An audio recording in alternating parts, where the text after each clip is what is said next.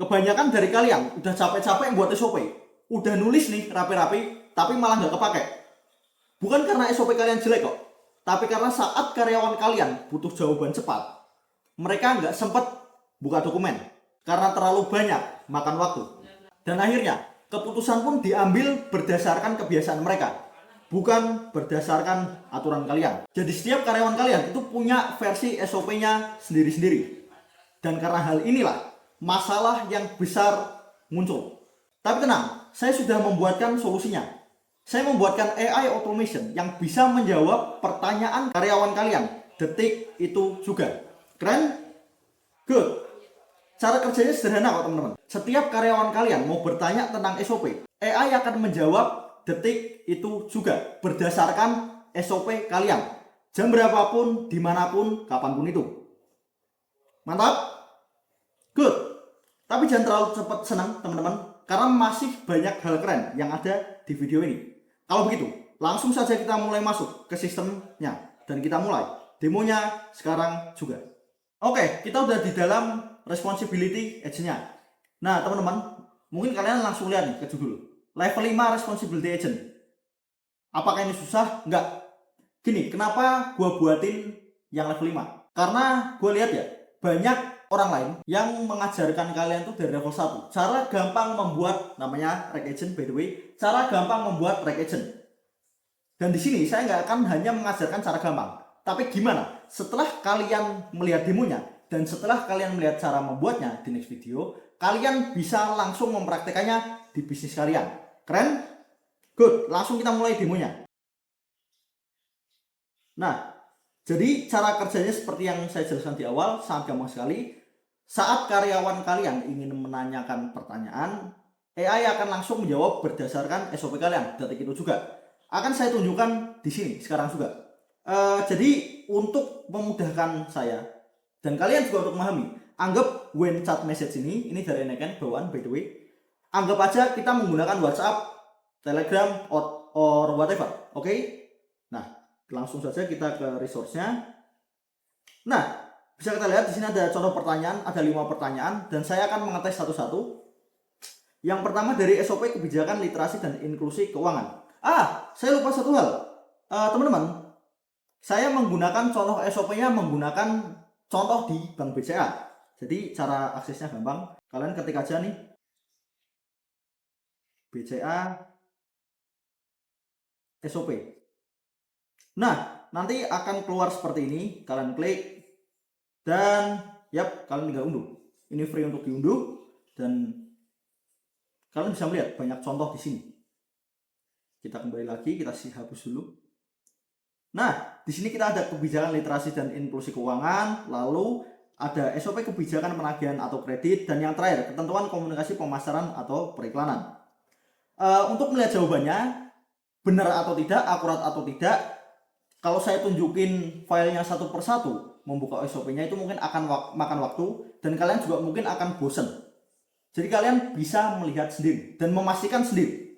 Bukti dari ucapan saya. Keren? Oke, langsung kita copy. Kita kembali ke Neken. Kita langsung tanyakan. Nah, kita Ctrl V. Oke, ini pertanyaannya ya. Gimana cara BCA membantu nasabah supaya lebih paham produk dan layanan keuangan yang mereka pakai? Nah, jadi di sini AI akan men-scanning ini termasuk SOP yang mana dan akan diarahkan ke penanggung jawabnya masing-masing. Bisa kita lihat dia diarahkan ke asisten yang mengurus kebijakan literasi keuangan. Di sini dia sedang bekerja dan cepat sekali, ya kan? Kita masuk untuk melihat outputnya. Kita bentuk ke table. Nah, jangan ke JSON aja biar gampang. Nah, literasi dan inklusi keuangan. Kebijakan literasi dan inklusi keuangan BCA bertujuan untuk memperluas akses layanan keuangan bagi semua lapisan masyarakat, termasuk kelompok rentan dan usaha kecil. Hal ini dilakukan dengan menyediakan akses yang luas, aman, dan terjangkau serta memberikan perlakuan yang adil tanpa diskriminasi. Mungkin kalian nanya, lah contoh SOP-nya di mana? Keluar dulu. Ini adalah tempat semua SOP disimpan. Jadi di sini tersimpan semua SOP kalian. Bisa kita lihat. Nah nih, peraturan OJK, nah lengkap kan? Nah, kalau di scroll satu-satu, pusing kalian. Kalau dibaca dan dijelaskan satu persatu, pusing kalian. Nah, oke, kalian bisa melihatnya, ya ada dengan kondisi kebutuhannya, bla bla bla. Banyak sekali SOP di sini. Kita lihat scroll pun nggak habis-habis. Langsung aja kita kembali dan kita mulai tanyakan pertanyaan yang kedua. Kita kembali lagi, masih dengan literasi keuangan, kita copy, kembali ke Anakin dan langsung kita tanyakan.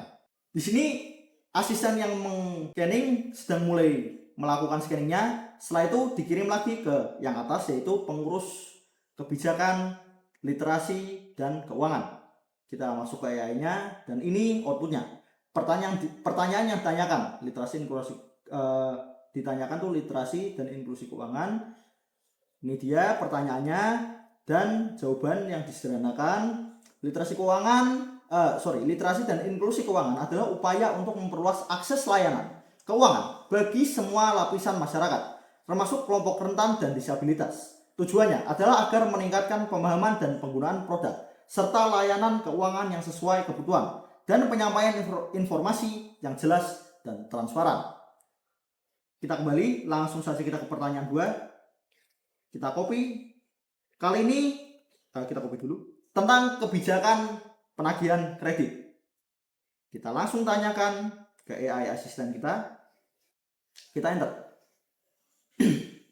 Bisa kita lihat di sini dia mulai bekerja, dia mulai meng-scanning, lalu dikirim ke jalur yang tengah ke asisten kebijakan penagihan kredit. Dia masih bekerja. Oke, selesai. Kita masuk dalam sistemnya dan kita bisa lihat pertanyaan yang ditanyakan yaitu ini. Cuma di sini nggak terlihat ya karena saya masukkan yang ini. Tenang, di next video akan saya jelaskan semuanya. Jawaban yang sudah disederhanakan yaitu kebijakan penagihan kredit adalah panduan untuk menagih utang yang sudah jatuh tempo atau bermasalah. Tujuannya adalah untuk menagih secara efektif, efisien, dan tetap menjunjung tinggi etika. Semua penagihan harus sesuai dengan aturan OJK dan melindungi hak-hak nasabah, serta dilakukan dengan hati-hati dan profesional. Prosesnya bertahap, bisa lewat telepon, surat, kunjungan, atau pihak ketiga yang sudah memenuhi syarat dengan tetap menjaga kerahasiaan data nasabah. Keren?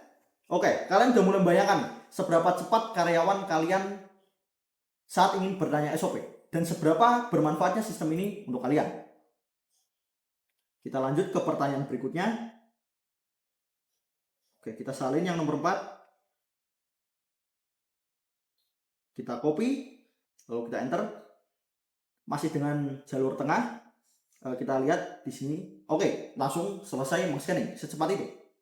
Lalu diarahkan ke yang tengah dan ini sedang diurus asisten kebijakan penagihan kredit. Kita masuk untuk melihat outputnya. Nah, jawabannya adalah kebijakan penagihan kredit adalah panduan bagi bank untuk mengelola dan memulihkan kredit yang bermasalah atau jatuh tempo secara efektif, efisien, dan beretika. Semua proses penagihan harus mematuhi aturan OJK dan melindungi hak-hak nasabah. Keren? Mantap. Kita langsung keluar dan kita masuk ke pertanyaan yang terakhir. Kita copy paste, yaitu SOP 3, ketentuan komunikasi pemasaran dan periklanan. Gimana caranya BCA bikin iklan produk tapi tetap jujur dan nggak bikin nasabah salah paham? Kita keluar dan kita copy paste. Di sini kita enter. Seperti biasa, asisten yang bertugas untuk meng-scanning sedang meng-scanningnya. Setelah selesai, oke, di switch kita langsung dikirim ke jalur yang nomor 3, asisten kebijakan, ketentuan komunikasi dan pemasaran. Kita tunggu sebentar. Oke, dia sudah selesai bekerja. Sangat cepat. Kita langsung masuk. Nah, kita bisa ganti ke JSON dulu. Nah, kita bisa lihat di sini jawabannya adalah komunikasi pemasaran dan periklanan biasanya dilakukan dengan prinsip jujur, akurat, jelas, dan tidak menyesatkan. Hal ini bertujuan untuk melindungi konsumen dan memastikan semua informasi produk atau layanan disampaikan dengan transparan dan mudah dipahami. Selain itu, kegiatan pemasaran harus berkompetisi secara sehat dan mematuhi peraturan yang berlaku. Keren? Oke, sekian dari video ini. Dan sebelum saya menutup, saya ingin menyampaikan satu hal ke teman-teman. Kalau kalian ingin membuatnya, kalian tinggal drop komen saja. Apapun, bebas. Yang terakhir ini tentunya kalau kalian ingin membuatnya. Saya hanya memastikan satu hal. Untuk kalian semua yang ingin membuatnya, kalian akan mendapat langkah yang sederhana, penjelasan yang sangat mudah untuk dipahami dan langsung bisa kalian pakai AI-nya tentunya di bisnis kalian. Gue akan membuatkan masterclass free by the way, kalian bisa akses ke channel ini. So, sampai jumpa di next video.